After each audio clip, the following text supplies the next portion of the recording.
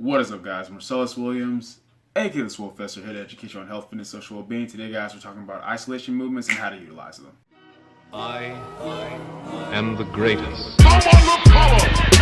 Someone look color!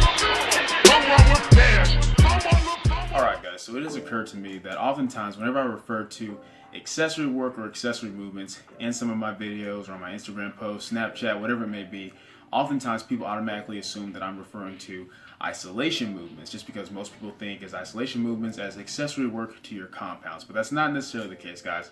When I say accessory movements, I just mean movements that are accessories to whatever my main focus lifts are for that day. For example, incline dumbbell press, which is an isolation, it's a compound movement for your chest, shoulders, and triceps, would be an accessory to my bench press. So I just wanted to clarify on that. But it got me thinking that, you know what? I might as well do a video on isolation movements and the best way to utilize them as accessory movements. So let's get right into it. So point number one, guys, the first thing I want to explain is that you don't have to necessarily do isolation movements at all. And you most certainly don't have to do isolation movements for every single muscle groups. More often than not, guys, isolation movements are best used for muscles that you just really want to focus on to bring up more, or muscles that are muscles that you want to focus on to bring up, or muscles that are weak points. So basically, if let's say that you struggle with bicep development, then just doing rows and pulls may not be enough for you. So you're gonna throw in some curls for accessory work. Or let's say that you don't so much struggle with the muscle group, but you just really want to focus on bringing it up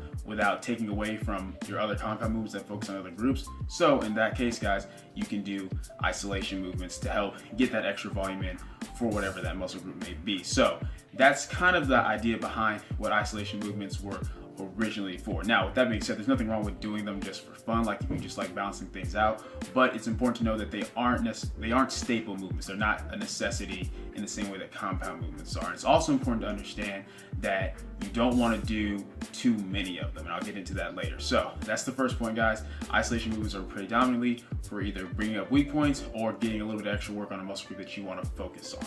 So second key point, guys, is pretty much going to be that you want to make sure you're utilizing them correctly as far as the timing of your workout. So a lot of people may use isolation movements for something like, for example, for like pre-exhaustion, like if somebody does cable flies before they go to a bench press or something like that. And I'll do a separate video over pre-exhaustion and the pros and cons of that at a later time, but that's one reason why people may use isolates. But optimally speaking, from just a general scientific standpoint, it's always best to do your isolation movements at the end. The simple reason being, guys, you're going to get the most bang for your buck as far as size, strength, growth, and development from your compound movements for several reasons. One, you're hitting more than one muscle group at a time. Like, if we're doing some type of pressing movement, then we're getting some pectoral work, some front delt, some tricep, versus just going in and doing, chest flies where you're only working on your pecs. So that's one reason why compound movements are more bang for your buck in that instance. And the second thing is you're almost always going to be able to move. In fact, it's probably just always, but there's always could be an exception, but you're probably almost always going to move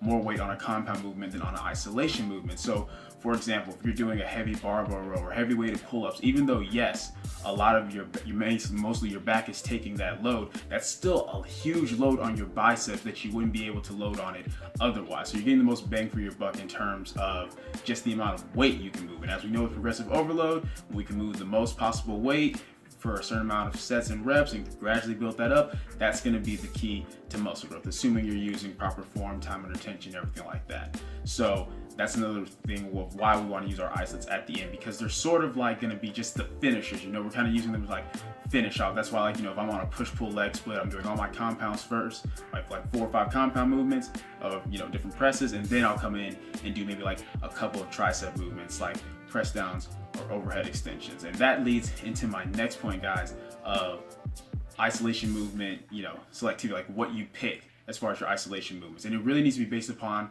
your goals, and once again, like your weak points. And what I mean by that is a lot of people will come in, let's say it's like, let's use push day again, for example. Come in, let's say you hit your flat bench, your weighted dips, your decline, your shoulder press, hit all your presses, right? And then they'll think, well, because I did, all all these press for my chest. I need to do like 3 or 4 different tricep exercises, 3-4 sets of each to balance that out. No, guys, you have to keep in mind, whenever you're doing those pressing motions, your triceps already getting so much work and plenty of development from that alone. So really, if you come in and maybe do 3 sets of some tricep press downs, then that's plenty of extra work to kind of finish off the tricep. But really, I would probably go more with an overhead extension just to work more on the long head of your tricep, because excluding overhead press, guys, most of those pressing movements like bench, incline dumbbell press, weighted dips are going to work on the other 2 heads of your tricep a whole lot more. Now, that brings me to my next point. Understand this, guys. Isolates, even though we can do different angles to kind of work on different heads more often, like for example, if we do hammer curls, we're getting more of the outer head of the bicep. You guys see that? Hope you guys can see that. Versus, if we're doing more like supinated curls, we're coming in and supinating, then obviously we get more peak. But understand that you can't isolate the head of a muscle. Meaning whenever you're doing tricep work, the entire tricep is activated. It's just some isolation movements will stimulate one head a little bit more than the other. And that's why it's okay to have a balance. Like, if you come in and you do, let's say, a straight type of like preacher curl or barbell curl for your peak, and then maybe some type of hammer curl for the outer peak, the outer head of your bicep, then that makes sense. But doing just an excessive amount of isolation movements after you've already done compounds that hit that muscle already just isn't necessary.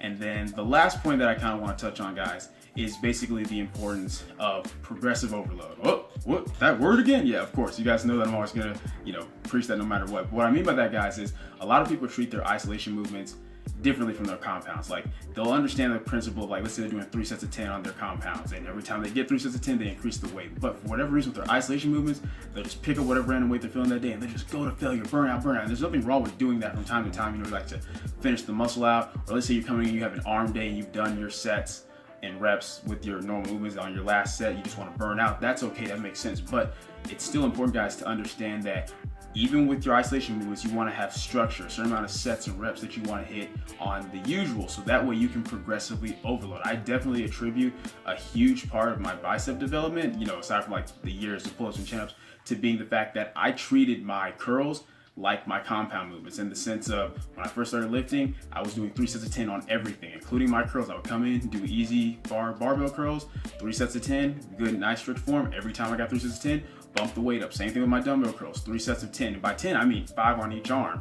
And once I got that, bump the weight up. Now, a lot of people would think 5 on each arm doesn't seem like a whole lot of volume. It's not, but if you think about it, guys, like I said, I've already gotten bicep stimulation from when I was doing my pulls, my rows, and then, if I do 3 sets of 10 of easy barbell curls, then I come in, I'm doing 3 sets of 10, 5 each arm dumbbell curls. Imagine how much heavier I'm going to be able to go because I'm only doing 5 each arm. As long as I'm keeping the form strict and progressing correctly, it's going to give me plenty of growth and development. I like to think that my biceps are pretty decent, so hopefully you guys kind of get the idea of what I'm talking about. And it doesn't even necessarily be low reps. My point is what they're doing, sets of 5, sets of 10, sets of 12. So once again, just have that set structure for your isolation movements the same way that you would for your compound movements. Just because at the end of the day, guys, it doesn't really matter that it's like just one muscle group. There's not special rules for training it, in the sense of, granted, due to the type of fibers that are in like our smaller muscles, like our calves or biceps or triceps, they can take a little bit more volume. So if you're doing like sets of 10 on your compounds, maybe on that day you do sets of 12 or 15 on your isolation movements. But even with higher reps, you still want that structure of, okay, I hit 3 sets of 15, I'm going to increase the weight next time. Don't just think that, okay, I'm just going to keep increasing the reps over and over and over, and that's going to be, the most optimal way of training them. You still want that gradual weight increase, just like with any other muscle group. So that's pretty much it, guys. Like, this wasn't a very in-depth video. It's just a few key points that I want to talk about as far as isolation movements that hopefully help you guys out whenever you start incorporating them. Like I said, I will eventually do a video over using isolation movements, like pre-exhaust. I'll do a video over pre-exhaustion in general, and I'll also probably do a video over the importance of time under tension and what that actually means, because a lot of people have this idea of like, oh, muscles only know tension, not weight, so that means I don't have to really, focus about getting strong and progressively overloaded, right? That's not what that means, guys. But anyway, another topic for another time. That's it for this video. If you enjoyed it, please leave a comment down below. Let me know that you did. If you didn't enjoy it, leave a comment down below. Let me know what I can do to improve and get better so that you do enjoy these videos. I'm not just saying that, guys. I know I say at the end of every video, but I mean it. Leave a comment down below if you want me to, you don't like the music, or if you just want different scenery, whatever ideas you guys have for me. I'm open to all feedback. Once again, if you don't like this, don't like my voice, I can't do anything about that. I am who I am. I am the way that I was created. I'm sorry. But Other than that, like the video, share, subscribe. Keep it simple, specific, scientific. I'll catch y'all later. I am the greatest. Someone look color. Someone look color. Someone with cash.